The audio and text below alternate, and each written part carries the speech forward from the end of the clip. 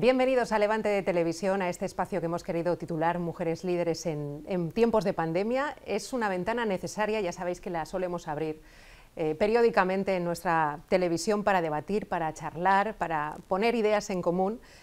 En este caso sobre cómo está afectando el zarpazo que estamos viviendo al liderazgo femenino, a sus oportunidades, a su proyección, a su formación. Las mujeres laboralmente, por supuesto, y en muchos otros campos seguimos luchando por una igualdad real, y un colectivo especialmente vulnerable como es el nuestro, por supuesto, ha sido especialmente castigado por esta pandemia. Por eso queremos poner en común con mujeres líderes del ámbito local lo que estamos viviendo. Es momento de hablar, como hemos hecho siempre, pero ahora más que nunca, de corresponsabilidad, de ruptura del techo de cristal, de la brecha salarial, y aprovechar la situación, porque si estamos reconstruyendo el mundo, ¿por qué no reconstruirlo y convertirlo en un mundo mejor? Queremos que este sea, eso sí, como hacemos siempre, un encuentro positivo, que aporte ideas. Está claro que el mundo no va a ser el mismo después de esta pandemia y, como decíamos, esperemos que sea mejor. La COVID-19 afecta, y eso es especialmente reseñable, a sectores laborales en los que hay mucha presencia femenina, por ejemplo, el comercio, la hostelería, el sector de los cuidados. La acción, la visibilidad, la palabra de mujeres líderes del ámbito local y regional creemos que es ahora más importante que nunca, sobre todo como fuente de inspiración. Hoy contamos con algunas de esas mujeres que en su día a día, conscientes o no, ahora lo hablaremos, también aportan su granito de arena para construir un mundo mejor de abajo hacia arriba.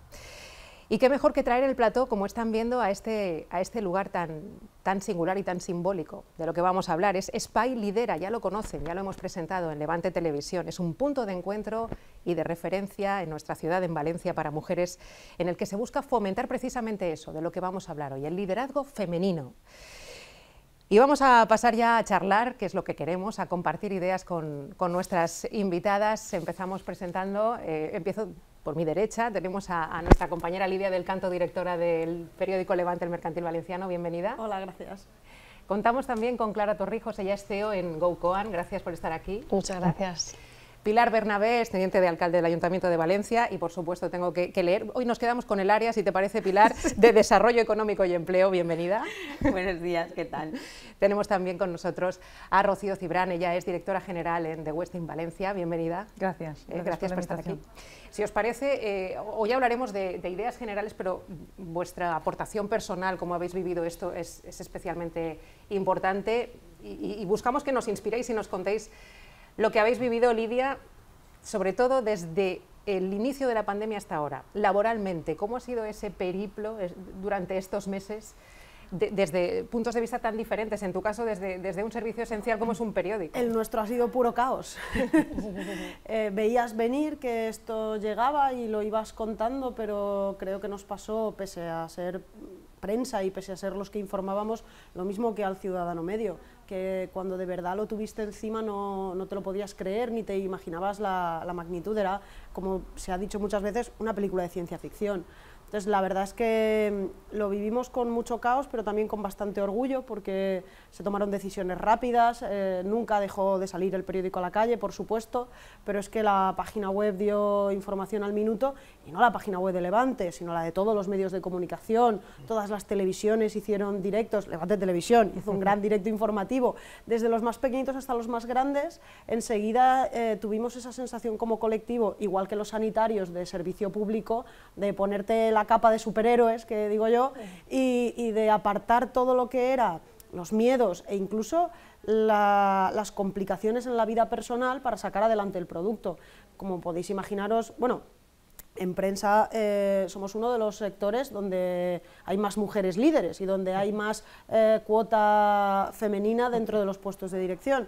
Y claro, pues eso tenía una complejidad añadida, es decir, mandamos a la gente a teletrabajar, los chiquillos estaban en casa, ellas tenían que sacar adelante la sección, y fue unos momentos de mucho caos, pero yo creo que de mucha satisfacción, porque lo pudimos sacar adelante, yo creo que con un notable alto, ya digo, diría que toda la profesión, ¿no? Y pues los fotógrafos salieron a la calle, los compañeros, pues algunos decidieron seguir en el periódico, otros decidieron quedarse en casa y nos combinamos y encajamos muy bien dentro del caos. Es decir, no había un protocolo, no había una organización prevista, pero fueron unos días bonitos. Yo creo que lo vivimos con intensidad, pero con una sensación notable de éxito. Ahora ahondaremos en algunos de los temas de los que has hablado, por ejemplo, el teletrabajo, esa confusión entre teletrabajo y conciliación, como muchos de nuestros hijos han salido en esas videoconferencias, ¿no? Sí. A lo largo de estos meses. En tu caso, Clara, una empresa joven, tú como emprendedora, el vértigo es importante, ¿no? Cuando de repente todo se para, ¿cómo lo viviste? Pues la verdad es que en nuestro caso nos adelantamos un poco. Yo no sé si esto tiene un poco que ver con esa reacción, ¿no?, que tenemos un poco las startups, pero nosotros, si el viernes se declaró estado de alarma, nosotros el lunes organizamos ya como todo un protocolo en el que se fue todo el equipo a casa y organizamos todo el trabajo para 2 semanas. O sea, imaginaros la ingenuidad, ¿no? Pero optimista, sí, claro, estábamos viendo un poco que pues, en Madrid, ¿no?, pues todo lo que se estaba oyendo, y dijimos, bueno, vámonos a casa por si acaso, organizamos el trabajo para 2 semanas y oye, y dentro de 2 semanas no vamos a tener que trabajar y dentro de 2 semanas volvemos. Y las 2 semanas se ha convertido, el equipo continúa todavía en teletrabajo, ¿no? Nosotros, pues, al estar tan relacionados con el mundo tecnológico, todo lo digital y tal, pues todo lo que es el trabajo en remoto lo tenemos ya un poco en el ADN, ¿no? Entonces no nos ha costado excesivamente. Pero claro, nosotros en GoCoan lo que sí que nos ha pasado, nosotros preparamos oposiciones, entonces nuestro público mayoritario es mujeres. Entonces lo que nos ha pasado era que no podían estudiar, estaban con todos los nanos en casa, ¿no? Entonces dijimos, mira, vamos a dar un mes gratis el servicio a todo el mundo y lanzamos un mensaje en plan, vamos a hacer como que este mes no existe, ¿no? Como que no ha pasado por nuestra vida, un poco por intentar colaborar, ¿no?, con todo lo que estaba pasando. Y los niños también han salido en nuestras videoconferencias. Ha sido una constante. Bueno, la administración local como servicio esencial, no solo no parasteis, Pilar, sino que os tuvisteis que poner las pilas, ¿no?, para afrontar la situación. Desde luego, fíjate que un poco cuando entras en la administración, una de las cosas que te cuesta mucho aprender, pero que al final aprendes a base de paciencia y de golpes, son los tiempos. Y en la administración los tiempos son larguísimos y tienes que trabajar siempre con muchísima antelación y con mucha previsión. Entonces tú nunca puedes pensar que vas a programar con 1 semana o con 2 días de antelación, y de repente cambió absolutamente, y era a golpe de BOE, íbamos cambiando diariamente todo lo que íbamos haciendo.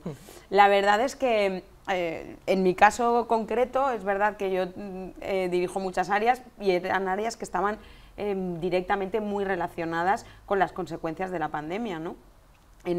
Fijaos que el domingo se decretó el estado de alarma, o el sábado o el domingo, el viernes por la mañana reunimos a todos los representantes empresariales, a la Confederación Empresarial Valenciana, a los comerciantes, a los hosteleros. Acabábamos de suspender las fallas, que es como en la ciudad de Valencia, en plena semana prácticamente fallera, suspender las fallas había sido como lo más grave que le había pasado a la ciudad. En ese momento las dimensiones de la pandemia fueron justo después del shock de suspender las fallas, ¿no? Y reunimos a todo el sector empresarial de la ciudad, eso fue un viernes por la mañana, y por la tarde estábamos reunidos todo el gobierno y me llamaron de Salud Pública y me dijeron, usted ha tenido un contacto estrecho con una persona que tiene coronavirus, por favor aíslese. Le dije, pues estoy con todo el gobierno municipal, voy a intentar aislarme pronto para que no... Pero me vino bien por aquello de conciliar, porque es verdad que me tuve que aislar de verdad, porque además en casa había factores de riesgo que podíamos perjudicar, y me fui 15 días, 14 días en este caso, a un piso que me dejó mi hermano, y solo hice una cosa, que fue trabajar. Estuve desde las 6 de la mañana hasta las tantas de la noche dando gritos por teléfono todo el tiempo, intentando organizar todo, que de hecho al final me llamó un vecino y me dijo, es que aquí no vive nadie y estoy asustada, estoy asustado porque solo oigo a una mujer que grita mucho. Y yo, perdone, pero es que, mire, nos ha pillado una pandemia extraña. Sí, sí. Y tuvimos que efectivamente hacer esenciales, servicios que no lo eran, personas que tenían que ir a trabajar, funcionarios que podían haberse quedado en su casa teletrabajando y de un día para otro se convirtieron en esenciales y tuvieron que ir a trabajar todas las horas posibles e incluso más, porque tenían que dar un servicio tan básico como llevarles la comida a las personas mayores a su casa. Pusimos en marcha un servicio que era el del call center, donde hemos atendido a más de 5.000 personas mayores que estaban solas en sus casas. Y yo eso creo que para una administración que en absoluto estaba preparada y que en menos de 4 días pudo montar ese servicio gracias al esfuerzo de funcionarios, que podíamos, yo creo que ese cliché está ahí de los funcionarios tienen un trabajo muy sencillo, tienen un horario muy establecido, enseguida se han podido pillar el teletrabajo. Bueno, pues hay grandes funcionarios y funcionarias que tienen un rango de personal esencial, que han trabajado toda la pandemia, que han trabajado todos los días y más horas de las que les tocaban, que se han tenido que acumular permisos porque les sobraban días que prácticamente han regalado a la administración, y desde luego los responsables políticos no podemos más que estarles muy agradecidas, la verdad. Y tanto que sí. Bueno, hablabas de las fallas y yo miraba a Rocío, claro, vosotros os pilla este confinamiento en un hotel de referencia, en una temporada, entiendo que una de las más importantes del año, fallas. ¿Cómo pudisteis organizar ese cierre? Porque vosotros sí que tuvisteis que parar. Nosotros, al ser multinacional, yo me lo veía llegar. De hecho, yo 2 semanas antes del confinamiento ya preparaba a los dueños diciéndole, esto es muy gordo, ¿no? Porque yo creo que enero y febrero todo el mundo pensaba que era cosa de Asia, que eso se iba a quedar ahí, pero al tener varios colegas en varios países del mundo vas viendo cómo evoluciona la situación. Italia para nosotros fue un referente porque fueron los primeros damnificados de Europa, digamos, y los primeros a empezar confinamiento y medidas de seguridad. Y yo a principios de marzo, por mucha alegría que hubiese en la ciudad, yo notaba que algo muy gordo se iba a avecinar y ya iba preparando la propiedad y de hecho preparando ya un plan de acción. Entonces, tengo que decir que cuando ya nos llegó la noticia, ahí estamos. O sea, yo esas 2 semanas previas había ya establecido un plan de acción para no cerrar completamente, establecer pues, un sistema de porcentaje de ERTEs del personal, o sea que ya íbamos trabajando ya para prepararnos a un cierre. Entonces, en ese sentido, no nos ha cogido muy de sorpresa, el personal también lo fui preparando, diciendo, señores, aquí lo que viene es gordo, preparémonos. Cierto es que también nosotros a golpe de BOEs y a golpe de prensa, o sea, lo primero que hacía por la mañana era el EROS, para saber qué es lo que iba a pasar, cómo estábamos, qué iba a pasar con nuestro gremio y si pasaba, en qué condiciones nos iban a confinar y demás, y pasó y el lunes cerramos. Entonces, en un principio, ciertos departamentos hemos estado muy activos, sobre todo dirección, recursos humanos, comercial, para no morirnos, ¿vale? Y seguir atendiendo al teléfono y demás. Claro, como fue muy interesante porque a nivel multinacional tú notabas que había países donde aún esa ola no había llegado y que te llamaban, pues, vamos a coger el avión mañana y aterrizamos, y entonces digo, lean la prensa, España está en estado de alarma, no va a poder volar, ¿no? Entonces, todas esas peticiones, congresos, grupos, o sea, sí que es verdad que al cabo del tercer mes era desalentador, ¿no? Ver que contabas con una previsión financiera que se te venía al suelo, grupos muy gordos, y bueno, pues era un poco mantener ese espíritu de equipo, hablar mucho, todas las semanas me comunicaba con todos, cómo vais, eso sí, con los nanos, la abuela, yo creo que ha aportado mucha humanidad dentro de esto, yo creo que ha normalizado mucho más el trabajo, pero bueno, un poco en línea, nosotros sí que de alguna manera, debido un poco a esa internacionalidad, nos pudimos ir preparando, ¿no? Claro. No sé, creo que en esencia por vuestros mensajes sí que ha sido la época laboral más, no sé si decir difícil, pero la que más retos ha supuesto, ¿no, Lidia? Yo creo que sin duda para todos, ni que solamente sea porque te cambian las reglas del juego de un minuto para otro. Claro. De repente cambiaron las reglas del juego, la estructura la tenías pensada para blanco y era negro, los tiempos los tenías pensados para azul y era rojo, y todo cambió de la noche a la mañana. Fue un reto, yo creo que ha sido un reto vital para todo el mundo y bueno, pues el que tiene la suerte en estos días de tener trabajo, pues el reto ha sido laboral, pero ha sido un reto para el señor de 70 años que estaba en su casa y de repente no podía ni bajar la basura, ha sido un reto para el que trabajaba en un supermercado, que no dejaron de ir a trabajar ningún día. Yo pude mandar a la gente a teletrabajar, pero el que trabajaba en un supermercado tenía que ir todos los días. El que conducía el camión también iba todos los días. Pero bueno, a mí me gusta recordar a los de los supermercados porque estaban en contacto con miles de personas a diario, que se supone que es de lo que te tienes que proteger. Y a veces han sido un poco los grandes olvidados, ¿no? En una época en la que nadie llevaba mascarillas, en una época en la que... Y ellos estuvieron ahí al pie del cañón, entonces cada uno en su pequeña parcela, yo creo que lo ha vivido como un reto. O sea, el que tenía 7 años y su gran responsabilidad había pasado a ser ir a por el pan o pasear al perro, porque te empiezas a hacer mayor y te dejan bajar a la puerta de casa, pues para ese chaval también ha sido el momento más complicado de su vida, probablemente, porque querría hacerlo y no podría, y pues cada uno en su pequeño ámbito. Yo creo que raro será encontrar a alguien que no crea que estos últimos meses han sido los más difíciles. Luego pues va por... a mí, no sé si esto se puede decir en un programa de televisión, a petit comité y en comidas y cenas yo sí que lo cuento, pero claro, pues para un periodista ha sido lo más complicado, pero también lo más apasionante. Nuestra profesión tiene una parte muy cruel, que es que cubrir una guerra es apasionante, pese a que sea una guerra. Y esto ha sido la guerra de nuestra sociedad y de nuestro tiempo, y entonces pues es verdad que periodísticamente te ha permitido hacer cosas apasionantes, hacer grandes reportajes, hacer coberturas de cosas, sentirte esencial, sentirte persona fundamental en la sociedad. Tener esa sensación de servicio público es algo muy satisfactorio.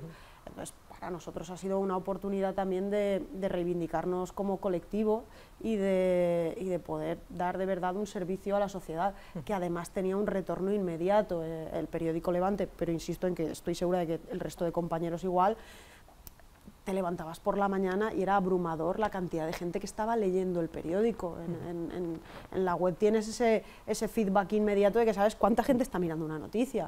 Y la sensación de servicio público, de publicar, coger el BOE, traducirlo y decirle a la gente, usted hoy puede hacer esto, pero no esto. Y la sensación de ver de repente a 100.000 personas mirando, y tú decías, madre mía, porque... de verdad esa es la función de un periodista, pues poder ayudar a la gente a comprender el mundo que les rodea, y tener un retorno tan inmediato ha sido apasionante y ha sido muy satisfactorio sobre todo. Eso es verdad, lo ha puesto también en relieve Rocío. Mucha gente... Muy bien, hay que levantarse por la mañana y leer medios de comunicación, es fundamental. Descubrió la esencialidad, la importancia que tienen los medios de comunicación, sobre todo para traducir todo lo que estaba pasando de un día para otro. Me ha parecido importante lo que ha comentado Lidia, en el sentido de que no solo desde posiciones de liderazgo o de dirección de equipos esto fue un reto, a todos los niveles fue un reto, porque sobre todo también tuvimos que lidiar al principio con el miedo. Entrar en un supermercado y ver la cara de la cajera o el cajero que te estaba atendiendo con miedo, porque no sabía muy bien cómo actuar. Pero bueno, me quedo también con la parte positiva. Clara, no sé si tú crees que dentro de esta situación tan límite que vivimos, sobre todo al principio, también se puede haber oportunidades. En nuestro caso, por ejemplo, también traducimos el BOE, porque nosotros nos dedicamos al tema de oposiciones, ¿no? Entonces de repente la gente llamaba y es en plan, pero se ha paralizado, o sea, no van a ver, ya no van a salir, no es que no vayan a ver, es que obviamente se han paralizado las pruebas presenciales, entonces esto es lo que se paraliza de forma, de momento temporal, hasta nuevo aviso, tal cual, pero entonces ahí dijimos, ya lo teníamos previsto, pero lo queríamos hacer con un poco pues con más calma, y lo que hicimos fue acelerar un montón, que han sido el tema de dar las clases online, ¿no? A través de, pues, en directo, Y bueno, y en esas clases se ve pues lo que estábamos comentando, ¿no? Los niños que aparecen por detrás, espérate un momento, cariño, que ahora mismo te atiendo, que la mamá está en clase, ¿no? Entonces sí que se han abierto oportunidades o sea, en el sentido de a nosotros a nivel de formación online, obviamente pues se nos han abierto nuevas vías, ¿no? ¿Creéis que dentro de una crisis puede haber oportunidades, que puede ser un buen momento también para emprender o para dirigir equipos? Sí, fíjate, y el paradigma ha cambiado ya totalmente, y la pandemia es el que un poco lo ha encendido, ¿no? Y es verdad que todos habíamos iniciado ese proceso de cambio de paradigma en el trabajo. La digitalización la teníamos todos como muy presente, pero a su ritmo, ¿no? Y es verdad que estábamos trabajando de forma proactiva, intentando llegar a los objetivos, a los ODS 2030, ¿vale? Pero la pandemia pues lo ha acelerado y entonces ahora hemos tenido que actuar de forma reactiva, mucho más rápido, y los ejemplos, pues fíjate, nosotros hemos vivido la pandemia en la administración, como prácticamente en todas partes, en un reto permanente, porque hemos vivido todo tipo, o sea, hemos sufrido todo tipo de retos que se nos han planteado en todos los ámbitos. Primero, en la parte esencial de la administración y del servicio al ciudadano, que ese es básico, ¿no? Y que tienes que seguir prestándolo. En recibir la información, porque las competencias ya no las tienes, porque estás en un estado de alarma, que ya te dice el gobierno lo que tienes que hacer. Por lo tanto, la interpretación del BOE tiene que venir por la prensa, por supuesto, pero muy directamente ligada por los servicios jurídicos, porque son los que te tienen que decir todos los pasos que tienes que dar. Eso ya, solamente eso es un reto en sí mismo, pero luego es verdad que la propia manera de prestar ese servicio al ciudadano hemos tenido que hacerlo con la digitalización como protagonista esencial, llevar a nuestros funcionarios a sus casas a trabajar, seguir manteniendo todos los servicios del ayuntamiento de forma telemática. Eso lo hemos tenido que hacer en apenas un mes para poder dar ese servicio mínimamente. Nosotros hemos sufrido en mi área de todo tipo bueno, he sufrido un colapso informático con las ayudas reactivas, donde yo recuerdo estar a las 4 de la mañana con el jefe de informática de la casa, en plan, pero que está la gente desde las 12, está colapsado. Bueno, pues hemos aprendido también a que no nos vuelvan a colapsar y que no caigan los sistemas. Hemos aprendido muchas cosas que no sabíamos y que también han ayudado a las empresas tecnológicas a desarrollar de forma muy rápida también sus proyectos. Yo creo que los retos han sido continuos y muchos se van a quedar, y eso yo creo que es bueno. Es bueno. Y además tenemos una oportunidad que ahora viene reflejada en el Plan Europeo para la reconstrucción. Y ese va muy ligado a la digitalización de los territorios, de las administraciones y de las empresas. No podemos olvidar que 70.000 millones de euros que van a venir a España en los próximos 3 años, un tercio de esos 70.000 millones va dirigido exclusivamente a digitalización de los territorios. Eso supone que si ya estábamos preparando esa transición, que la pandemia nos la ha acelerado, pero es que además tenemos la capacidad económica para poder implementarlo. Lo que pasa es que lo tenemos que hacer muy rápido, no estábamos acostumbrados a hacer las cosas tan rápido, pero también la pandemia nos ha ayudado a hacer las cosas más rápidas. Por lo tanto, yo creo que es un buen momento. Lo que tenemos que tener claro, sobre todo tiene que tener claro los sectores tradicionales, es que necesitan añadirle ese plus de calidad a sus empresas para hacerlas competitivas y sobre todo sostenibles, porque yo creo que es importante tener en cuenta que en la empresa tradicional y en los sectores tradicionales, todo aquel que no pase por esa transición de digitalización y sostenibilidad de las empresas probablemente no aguantará. Y es imprescindible que las administraciones ayudemos a aquellos que tienen más dificultades. Hay empresas que tienen más músculo y lo pueden hacer. De hecho, esto prácticamente en todos los foros que hablan sobre digitalización y tal, siempre lo dicen los expertos, ¿no? Las grandes empresas sí que están muy al nivel que se requiere ya de digitalización y de modernización y de innovación en las empresas. Pero el gran reto está en las pequeñas y en las medianas empresas. Y ahí es donde nosotros, sobre todo las administraciones, tenemos que colaborar a que esas pequeñas empresas, esas pequeñas pymes, esas micropymes puedan ponerse al nivel que necesitan para ser competitivos. En vuestro caso, Rocío, hablamos de una gran empresa, pero lo decías tú, también buscar oportunidades en medio de esa situación fue vuestro objetivo máximo, lo has dicho muy gráficamente, para no morirnos. Sí, bueno, yo aproveché para pedir dinero y hacer obras, como el hotel estaba cerrado, pues claro, sí, era un buen argumento. Entonces hemos hecho obras bastante ingratas, que no se pueden haber hecho con el hotel ocupado. Y ahí le lanzo un capote a mi jefe de mantenimiento, que el pobre estaba solo en el hotel, y bueno, pues de vez en cuando le hemos llevado unos croissants para que viese a alguien.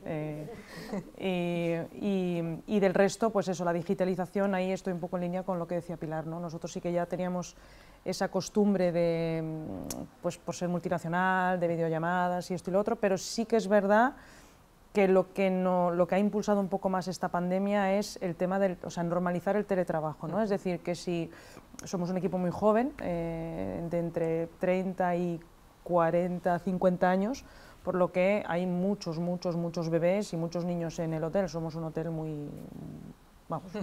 Tienes como yo una tasa de natalidad altísima. Maravilloso. Yo llevo 2 años de directora y he tenido 9 niños. Estoy al Creemos que doble hay de la algo tasa ambiental, de ¿no? natalidad de España. Sí, sí, Hay sí. algo ambiental allá en el edificio. Y esto de que antes, pues no voy a poder estar en la reunión porque llevo al peque a la guardería o lo que sea, esto ya ahora ya está siendo una realidad de, oye, mañana no estaré en la reunión, pero yo me conecto. Y se conecta con... ya son 2 en la reunión, o sea que eso se ha normalizado muchísimo más. Es que nos ha hecho más flexibles. Yo creo que la clave es que la pandemia ha acelerado nuestra flexibilidad. La tecnología ya existía, pero había, por un lado, desconfianza a gastarla, es que si teletrabajan, no trabajan. Bueno, mira, pues vamos a testearlo. Va a venir una pandemia, lo vamos a testear y vas a ver que la productividad en realidad aumenta. Es que si un día les dejas teletrabajar, ya querrán teletrabajar siempre. Mira, pues te vas a dar cuenta de que a lo mejor echan de menos venir a la oficina, porque también forma parte de tu rutina vital y de sentirte profesionalmente realizado, pues cambiar de espacio y no estar encerrado en tu casa. Pero bueno, pues la contraprestación es que también te tenías que dar cuenta de eso. Como pasabas todo el día en la oficina, odiabas la oficina, ahora la echas de menos. Yo tengo gente que llega y dice, qué bonita es la pantalla, qué grande y qué bien. Bueno, pues nos ha hecho, a ver, es lo que hace años que se llamaba, vamos hacia una sociedad líquida. Bueno, pues hemos llegado aceleradamente a la sociedad líquida. Ahora la flexibilidad es mucho mayor, que yo creo que esa flexibilidad ha llegado para quedarse, pero luego además, por lo que decías de la crisis va a salir algo bueno, que un anglosajón te habría dicho, por supuesto, de las crisis es de donde salen las oportunidades. De esta crisis yo creo que también sale una oportunidad para una generación a la que socialmente habíamos condenado a no ser digitalizada. O sea, más o menos todos habíamos asumido que la digitalización tenía que ser lenta, porque los que no estaban digitalizados ya, esos no se iban a digitalizar. Que hablábamos de, en función de las capas y los estratos sociales, todos los demás de 60, y en cuanto bajabas el nivel económico, los demás de 45. Eso era una barbaridad, era dejarte a la mitad de la población descolgada en una brecha digital que no te ibas a consumir en menos de 30 años. Bueno, pues ahora ya todo el que tiene un móvil con internet, tiene el WhatsApp y sabe hacer una videollamada. A lo mejor no sabe muy bien qué es eso ni cómo se produce, pero sabe que suena el móvil, hace así y ve a su hijo. Y dice, oye, qué bien, tengo ahí, no tengo que salir de casa, pero lo puedo ver. A lo mejor no conoce el proceso tecnológico y no es la persona, si tiene 80 años no va a discutir con la compañía de teléfonos por los gigas que tiene contratados. Pero ya, eso sí lo podemos hacer por él, eso la administración le puede echar un cable, eso... Cuando hablábamos de los hospitales y la gente sola y falleciendo sin nadie cerca, pues al final dijeron, y un momento, vamos a llevarles tabletas. O sea, tienen que poder hablar. La tecnología existía, pero nos parecía inverosímil. El colectivo sanitario, ¿cómo puede ser que haya tenido que llegar una pandemia para que el médico te permita que le envíes por WhatsApp los resultados de una analítica? Que no es el pobre médico, es el sistema sanitario. No, no, hay que ir con mucho cuidado, la información tiene que ir por el canal adecuado. Ya, mire, pero es que el canal adecuado está obsoleto y además tarda 2 meses. Y es que yo lo tengo aquí, entonces yo le hago una foto, le mando a usted el y usted me dice lo que me tengo que tomar y ya está. Entonces ahí, de ahí van a salir millones de oportunidades, porque yo creo que hemos tirado abajo muchas barreras y muchos reparos digitales que ahora están condenados a, pues eso, a que la administración ya no vea con reparos, pues eso, que le puedes enviar al médico por WhatsApp el resultado y que te pueda contestar. Y eso ahora, el gran reto, creo yo, es regularizarlo. Porque en pandemia todo se vale, pero ahora lo que tenemos que hacer es regularizar eso para establecer unos canales lógicos. Tampoco puedes acosar a tu médico de cabecera a las 9 de la noche porque tengas su móvil. Bueno, pero ya sabemos que ahí hay un canal, hay una manera de relacionarse con el médico que puede contribuir a desatascar los ambulatorios, porque esa sanidad digital la hemos puesto en marcha porque no queríamos que la gente fuera al ambulatorio, y hemos descubierto que es que no hace ninguna falta que tú vayas al ambulatorio para que te renueven una receta que tomas desde hace 5 años y vas a tomar los próximos 5 años, y que tienes que ir a por ella cada 20 días. Pues te ha hecho falta una pandemia para que una SIP que ya estaba preparada te permita ir a la farmacia sin el papelito imprimido. Pero la tecnología existía, la farmacia tenía la posibilidad, tu SIP llevaba... ¿Por qué no lo hacíamos? Bueno, pues porque los tiempos del ser humano son muy lentos, ¿no? Pero la pandemia lo que ha hecho ha sido acelerarlos y hacerlos mucho más flexibles. Y porque había tabús, como estás diciendo, prejuicios, ¿no? Sí, sí. Y fíjate, una cosa que ha dicho, sobre todo por la población mayor, ¿no? Y la digitalización de las personas mayores. Nosotros en la ciudad de Valencia, durante la pandemia, hemos enseñado a 2.000 personas mayores a utilizar la tablet y el móvil por teléfono. Es que eso es felicidad. Es que era su única ventana. Les hemos dado clases de uso de tablet y móvil para poder hablar con su familia o para poder hacer la compra por el móvil o por la tablet, por teléfono, porque ya, o sea que ya es como el rizar el rizo máximo. Complicadísimo, pero salió de manera Pero sin exitosa. embargo, 2.000 personas mayores hemos conseguido que puedan hacerlo. Pero y yo, perdona. Sí, yo apoyo el punto de Lidia en el que dice que ahora hay que regularizar, y yo creo que esto es también, da miedo decirlo, pero yo creo que lo que nos ayudó es que no hemos regulado antes de lanzarlo. ¿Me explico? Es decir, la pandemia era crisis, y la pandemia te forzaba a probar, equivocar y volver a empezar. Y ahora que hemos estado, en nuestro caso, 6 meses probando, cayéndonos, reinventar, ahora es cuando efectivamente regularizamos. Pero el regular, ahora, después de habernos equivocado, intentado, yo creo que es mucho más fácil. Es la Sí. clave y el gran regalo. Y sobre la gente mayor, también yo creo que ha sido importante para ellos. Ellos mismos habían decidido no subirse a ese carro. Yo ya estic major. Ya, pues oye, a mí este tiempo ha pasado y no... Y era una pena, porque es un mundo de posibilidades y de seguridades. La gente cada vez vive más, y si a los 95 te pueden traer la compra a casa, pues puedes pedir productos que pesen, puedes pedir detergentes que tú no vas a tener que cargar, puedes comprar más bebida y no tener que ir una vez a la semana. Te da posibilidades que podían disfrutar y que habían decidido no disfrutar por, bueno, pues por comodidad, por falta de temeridad probablemente. Y la pandemia lo que ha hecho ha sido tirar abajo esas barreras y decir, mira, pues no te vas a quedar atrás de la digitalización, porque es que si te quedaras atrás de la digitalización tendrías que ir a la calle y eso es un peligro y no nos lo vamos a permitir. Así que por teléfono, venga, por teléfono, 1 hora para que entiendas cómo va la tableta, 1 hora, no hay ningún problema. Pero es que eso es maravilloso, es que eso nos ha mejorado como sociedad. Es que eso no lo habríamos hecho si no lo habríamos tenido la hecho, pandemia. no, por eso. Es así de crudo, es que si no fuera por esto... Pero yo quería lanzar una pregunta, y perdonad que voy a cambiar de tema, porque lo hemos hablado durante un rato y yo no me puedo callar si no pregunto esto y me lo aclaráis. Sobre todo quienes tenéis y habéis tenido a vuestro cargo a mujeres y a hombres trabajando, teletrabajando. Cuando aparecían los niños en las pantallas, sobre todo, ¿con quién estaban? ¿Con los hombres o con las mujeres? Con las madres, en mi caso. Rocío, ¿en tu caso? Indistintamente, nosotros en nuestro caso. Yo es que a esta pregunta la hago siempre, ¿eh? Sí, sí. Y todos me dicen que mayoritariamente eran mujeres las que estaban con los niños. Sí que hay un que debate... que los niños no aparecían normalmente en las videoconferencias con los hombres y más con las mujeres. Hay un debate ahí No de lo fondo, sé, yo lo pregunto porque el tema porque de creo que confundir, ¿no? Conciliación con teletrabajo, claro, no estamos hablando de yo los... creo que el teletrabajo tiene un punto perverso cuando tienes a los niños en casa. Cuando no los tienes y pues los niños con normalidad van al colegio, pues entonces es mucho más efectivo y puedes trabajar. Yo he puesto mi ejemplo, yo estaba sola 14 días y teletrabajé maravillosamente bien. Después, pues yo desde luego me fui a trabajar, porque es verdad que éramos un servicio esencial y no me podía quedar en casa. En mi caso se quedó mi marido, ¿no?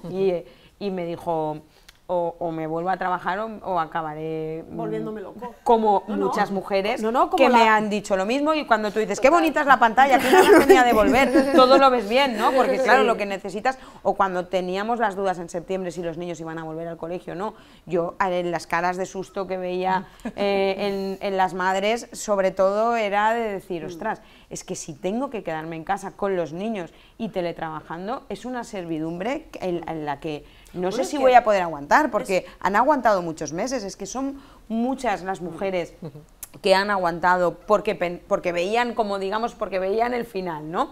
Pero no sé si estarían dispuestas a aguantar sin ver el final, porque son muchos meses en los que han tenido que trabajar con los niños en casa. Y si tienes uno, pero vamos, si tienes 2 o 3, yo ya no sé eso cómo se puede gestionar, porque los niños tienen que hacer deberes, tienen que seguir las clases y tú tienes que... Es que los niños son un trabajo. Si los niños están en casa, tú tienes que hacer el trabajo de cuidarlos, de ayudarles a aprender, de entretenerlos, y evidentemente eso se convierte en 2 trabajos. Puede ser un trabajo y medio, el tuyo y la mitad de los niños porque lo compartas con tu pareja. Lo que pasa es que desgraciadamente, yo he de decir que como la mayoría de los que han tenido niños eran chicos, les llamabas y oías al crío llorar de fondo, espérate un momento, tal, cariño, un momento, que estoy hablando con la directora, tal, entonces bueno, pues era, pero... No he tenido la sensación de que fuera más con ellas que con ellos. También es verdad que el periodismo es un trabajo que probablemente, indistintamente del género, o sea, no tiene un marco diferencial entre si eres chico o chica. Entonces, es verdad que te permite cierta flexibilidad horaria y de organización. Quiero decir con esto que si tienes que atender al crío, puedes hacerlo. Paras de escribir, estás con el chiquillo y luego sigues escribiendo. Entonces, bueno, ahí yo no he visto mucha diferencia, pero sí es verdad que no nos podemos hacer trampas al solitario. Al final la igualdad doméstica reina en muy pocos hogares, incluso en aquellos en los que hay implicación, en los que hay reparto de tareas, también hay unos clichés sociales en los que al papá, si está trabajando, no se le puede molestar, pero a la mamá sí. Y parece una tontería, pero es así. Entonces veías entrar a los chiquillos en las videoconferencias como si no pasara nada, pero si el papá está trabajando no se le molesta. Y bueno, pues eso son tantas y tantas barreras, ¿no?, que hay que superar y organizaciones sociales que hay que mejorar. Pero bueno, yo también creo que el teletrabajo ha valido para que los chiquillos vean a sus madres trabajar. Porque muchas veces los chiquillos saben que su mamá trabaja y su papá trabaja, pero luego su mamá es quien le cuida y su papá quien le entretiene. Y de repente los dos trabajaban y a lo mejor también, esa ha sido al menos mi experiencia, pues ellos han hecho la comida, porque estamos los dos en casa a la misma hora, al mismo tiempo y trabajando las mismas horas. Ya te cojo yo al chiquillo, a mí me ha pasado mucho, pero eso es una virtud de nuestra profesión, que se repartían la mañana y la tarde. Entonces te llamaban y te decían, oye, yo voy a trabajar más de mañanas porque es que mi marido trabaja más de tardes, o yo voy a trabajar más de tardes que él tiene el turno de mañanas. Y como los chiquillos eran un estado continuo en la casa, pues ahí ya se repartían. Bueno, es verdad que había más niños en las videoconferencias, pero yo a favor, al menos de los que han sido papás recientemente, cada vez que les llamabas tenían al crío en brazos, o sea que no me puedo quejar. Se ha hablado mucho de los sanitarios, obviamente, pero lo que yo he sentido es que los docentes han hecho una labor también importantísima y nosotros en nuestro caso ha sido, o sea, me refiero, los nanos que se conectaban solamente para verse, intentar dar un poco de normalidad a un asunto que era una situación que era absolutamente anormal, o sea, que no habíamos vivido nunca nadie y encima que no teníamos respuestas, porque al final los niños te hacían unas preguntas para las que no teníamos respuesta. Y no es lo habitual, o sea, normalmente los niños esperan que un adulto les dé una respuesta, ¿no? Entonces no la teníamos. ¿Y cuándo vamos a volver? Pues cariño, no lo sé. ¿Y por qué estáis los dos en casa? Pues porque tenemos que estar, ¿y cuándo vais a...? Pero pues no lo sabemos, ¿no? Y entonces al final, nosotros en mi caso, yo lo he vivido de dos formas, o sea, lo que somos la empresa, nosotros como trabajadores, ha sido... O sea, el equipo ha sido de forma indistinta en relación a lo que tú preguntabas, Pilar, del tema de la atención a los niños, pero lo que han sido nuestras clientas, ¿no? A quien nosotros damos servicio, ahí sí que se ha notado. Porque la presencia de mujeres en el funcionariado o en la preparación al acceso al empleo público es muy elevado, ¿no? Precisamente porque, bueno, pues porque todavía sigue siendo así, no tienen tanto acceso al mundo laboral, ¿no? Y entonces al final ven en el empleo público una posibilidad, ¿no? Y entonces ahí sí que lo hemos notado, ahí sí que en esas llamadas eran, es que no puedo estudiar, porque mi marido está trabajando, entonces yo tengo que estar todo el rato con los hijos, y ahí sí que lo hemos notado. No os lo vais a creer, casi se nos ha acabado el tiempo. O sea, me quedan 3 folios llenos de preguntas y hay algunas que son impepinables, o sea, no pienso saltármelas, pero bueno, sí que me parece importante, puesto que el título de este programa, ya lo saben, ¿no? Es Mujeres líderes en pandemia, preguntaros, bueno, es una pregunta muy general y podéis entrar en detalles, ¿qué es para vosotros realmente el liderazgo? Porque no sé, tiene como un halo ahí de glamour que probablemente no... Tenemos que desmitificar, ¿no? Liderar, ¿qué es para ti, Lidia? No lo sé, no lo sé. Eso deberían probablemente responderlo las personas que tengo a mi cargo. Yo creo que para mí, es probable que no sea eso el liderazgo, pero para mí el liderazgo es cuidar de los que tienes a tu cargo. Así lo vivo y así lo intento ejercer. Luego yo tengo líderes y referentes de los que espero pues un modelo, de los que espero ideas, de los que en mi manera de ser y de responder a ciertas necesidades de los tuyos, yo creo que liderar tiene un punto de cuidar del que a veces no se habla, ¿no? Se habla mucho de pues eso, el discurso y de las ideas y una manera... A mí me gusta cuidar a los que tienes por debajo y creo que de ahí ya deriva todo lo que corresponde al liderazgo, pues intentar organizar bien a tu colectivo, pero lo tienes que hacer para cuidarlo, intentar yo dirijo un periódico, que es una organización que tiene una sensibilidad social, pero en el fondo no deja de ser intentar apostar por aquello que tú crees mejor para la sociedad. Esto Pilar lo vive mucho más de cerca porque los líderes políticos están precisamente para eso. Pero yo creo que a nivel pues, de dirigir una pequeña startup o de dirigir un hotel, en el fondo lo que hacemos es cuidar de los nuestros de la mejor manera posible y tener la soberbia de decirles: súmate a mi equipo, que yo creo que tengo razón y creo que vamos en el buen camino, ¿no? Que tiene un puntito de soberbia, decir, súmate a lo mío, que yo creo que tengo razón. Pero a mí me gusta siempre recordar aquello de cuidar de los tuyos. Para liderar tienes que cuidar de los tuyos. Clara. Pues para mí liderar es facilitar un poco o las condiciones y los instrumentos que pueden hacer falta para que cada uno, ¿no? se vaya desarrollando en base o sea, yo soy psicóloga, entonces ahí hay un poco también de formación profesional, pero yo siempre digo, es que yo no puedo motivar intrínsecamente a alguien porque la motivación es intrínseca y súper personal, pero yo te puedo facilitar vías, ¿no? Te puedo poner mecanismos o te puedo quitar cosas que molesten para que puedas estar motivado, ¿no? Entonces, para mí, yo creo que el liderazgo se trata de facilitar, básicamente. Esa es un poco mi forma de verlo. Cuidar, facilitar, Pilar. Sí, mira, yo voy a poner un ejemplo, como hemos hablado mucho de los niños, lo voy a poner que es muy gráfico. Mi hija me dijo un día, como tú eres concejala en el ayuntamiento, yo ya les he dicho en mi clase que tú mandas en Valencia y que entonces como tú eres la que manda en los valencianos, yo les he dicho que claro, que yo aquí tengo un rollo, ¿no? Entonces dije, no, pues te has equivocado totalmente, lo que les tienes que decir es que quienes mandan de tu madre son todos los valencianos y que la que trabaja para ellos soy yo. Entonces, yo creo que el facilitar o ayudar a esos éxitos colectivos, que es al final lo que buscas cuando lideras, es alcanzar el éxito, no el tuyo, sino el de la colectividad, o en este caso, cuando eres un líder político, el de la sociedad.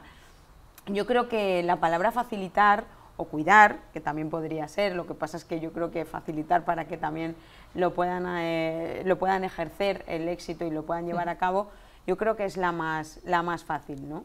Pero siempre evitar esa sensación de que el que lidera es el que gobierna, es el que manda, es el que dirige sobre alguien, ¿no? Yo creo que esa tiene que ser siempre al contrario, que yo creo que ellas lo han escenificado muy bien, ¿no? Entonces, al final yo cuido, yo facilito o yo sirvo, ¿no? Pues ese es un poco... Rocío.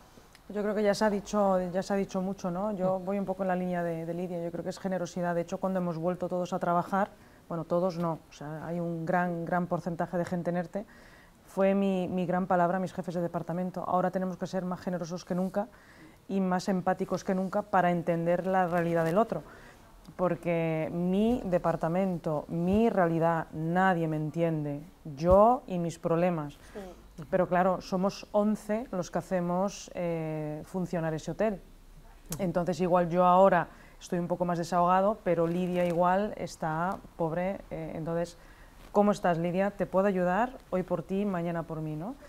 Y luego, pues en nuestro caso también, o sea, objetivos y cifras de negocio para que de alguna manera muy soberbia también entiendan el por qué se vienen contigo para lograr esas cifras, ¿no? Y motivación. En nuestro caso, mucha, porque son horas... Yo creo que ahí la transmisión de valores arduas es importante. Ahí un poco bueno, vamos a volver a los orígenes, ¿por qué estamos haciendo esto, ¿no? ¿Para qué lo estamos haciendo y qué es lo que nos motiva? Bueno, pues esto es lo que nos va a hacer ahora mismo seguir para adelante, ¿no? Y al final son esos valores un poco y decir, vamos hacia adelante porque no nos podemos quedar parados. Yo creo que en el liderazgo la palabra fundamental y clave es la empatía. Y eso, y esto hay que decirlo aquí, que estamos en Spy Lidera, la empatía, que tiene nombre femenino, pues va muy ligada también al carácter de las mujeres. Y no es porque lo digamos nosotras que estamos aquí, sino porque además es que eso está en todos los informes de todas las consultoras del mundo, ¿no? Y todas las empresas que están dirigidas por mujeres tienen un porcentaje de mayor efectividad fundamentalmente por la empatía en la dirección. Y el liderazgo de verdad es fundamental ligarlo a la empatía. Por eso esas palabras de cuidar, de facilitar, de servir, de motivar, van siempre ligadas con la empatía, si no es absolutamente imposible. Yo formulaba esta pregunta y os escuchaba atentamente porque sabía que os iba a corresponder después con una frase y estaba segura que en todas vuestras respuestas iba a haber un ingrediente que es la humanidad, y la hay en todas vuestras respuestas, y yo creo que eso, como dice Pilar, es algo que va con las mujeres, con nuestro carácter femenino. Yo escuchaba a Sarah Hammond, que es directora general de LinkedIn en España y Portugal, en uno de nuestros A-Woman, Lidia, decir precisamente eso. Ellos tenían muy claro, basado todo en informes y en estudios, que las mujeres aplican la empatía y la humanidad a la hora de dirigir y los hombres aplican más el riesgo. El riesgo probablemente son formas diferentes de dirigir, ¿no? Pero está claro que en nosotras va eso de la empatía. Hemos estado en Spy... Vamos a hacer una segunda parte, si os parece, de este programa, porque nos quedan muchas cosas pendientes. Spy Lidera está abierto pero siempre, para recibiros. Yo sé que, bueno, Pilar, esto lo pusisteis en marcha, estuvimos además en la inauguración. Esto se gestó, se ideó antes de la pandemia, como de alguna manera premonitoriamente ya estabais trabajando intensamente para promover liderazgos femeninos. ¿Qué es Spy Lidera? Cuéntanos, como anfitriona nuestra hoy. Bueno, Spy Lidera, que vosotras conocéis y conocéis bien, sobre todo busca que las mujeres y las niñas tengan referentes. Sobre todo porque hay una generación, quizá pues esa generación ya de más de 45, que ha crecido profesionalmente con muchísimo esfuerzo porque no tenía mujeres referentes, porque los referentes en la alta dirección eran siempre hombres. nosotros tenemos la obligación de facilitar a las generaciones jóvenes y a las mujeres jóvenes y a las niñas esos referentes para que tengan mucho más fácil acceder a los puestos de liderazgo.